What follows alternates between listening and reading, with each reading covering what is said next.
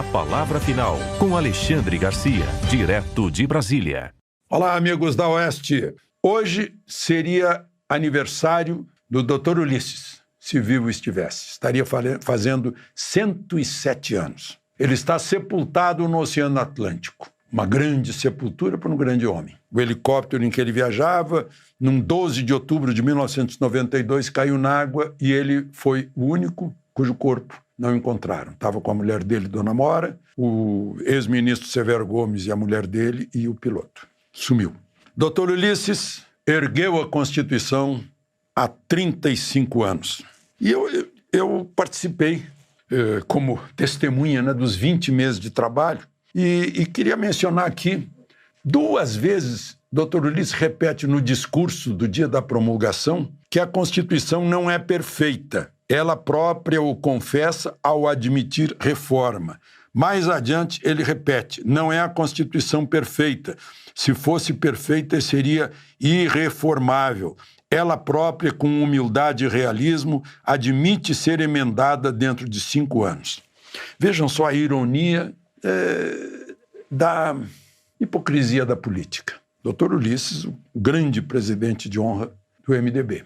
E depois, transcorrido o prazo para reformar a Constituição, sem exigência de maioria de 3/5, quem torpedeou a reforma da Constituição foi o presidente do MDB, Orestes Quércia. Eu acompanhei. Ele não gostou porque na reforma iam pôr lá um dispositivo pelo qual aquele monte de município que tinha sido criado, mas sem autonomia financeira, ia voltar a ser distrito, porque não tinha como se sustentar. E aí Orestes Quércia torpedeou a reforma trabalhista, reforma previdenciária, reforma tributária, reforma administrativa e reforma política, que estavam prontos, feitos por uma comissão de notáveis. Enterrou. Jogamos fora uma oportunidade. A Constituição está aí.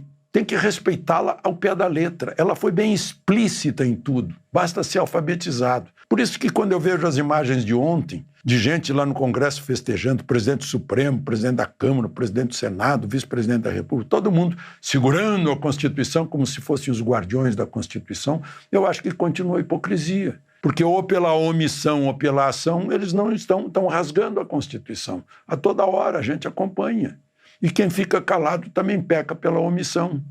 Né? E eu gostaria de ler aqui mais uma frase do Dr. Ulisses, não custa repetir, porque é verdadeira. Ele disse o seguinte no discurso memorável do dia 5 de outubro de 88. A moral é o cerne da pátria. A corrupção é o cupim da república.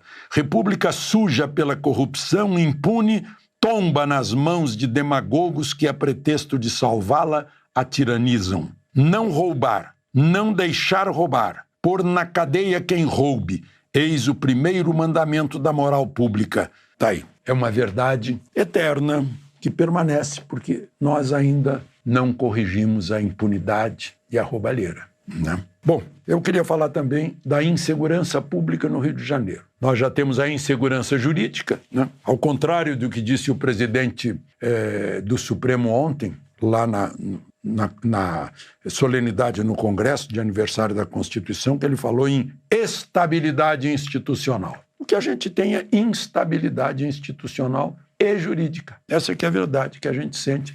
Pergunte a quem queira investir no Brasil o que está sentindo. Não? Mas então, instabilidade também e insegurança pública. Rio de Janeiro podia ser uma meca do turismo, só que as pessoas têm medo. Têm medo de usar o galeão por causa do acesso. E 4 médicos terminam um congresso, hospedados no hotel, atravessam a rua, vão para o quiosque em frente para dar uma desanuviada e são chacinados. 3 morreram, um que ficou lá pedindo socorro no chão, baleado, está hospitalizado. Um deles, irmão da deputada Sâmia Bonfim. Parece que foi por engano, que é a luta entre quadrilhas. Avisaram que tinha integrantes da quadrilha num quiosque lá, eles erraram de quiosque, ou chegaram mais tarde, quando aqueles que estavam naquela mesa foram embora e sentaram os médicos. Isso mostra no exterior e no país a insegurança de sair para a rua no Rio de Janeiro. E não é de agora. Faz 50 anos, eu tenho 82, que eu percebia que se o povo do Rio de Janeiro deixar que as coisas sigam assim, vão pagar muito caro por isso. E deixaram. Ninguém se importou.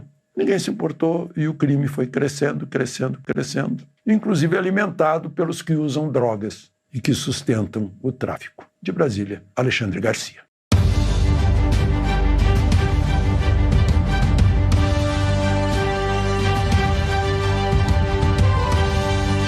A palavra final com Alexandre Garcia, direto de Brasília.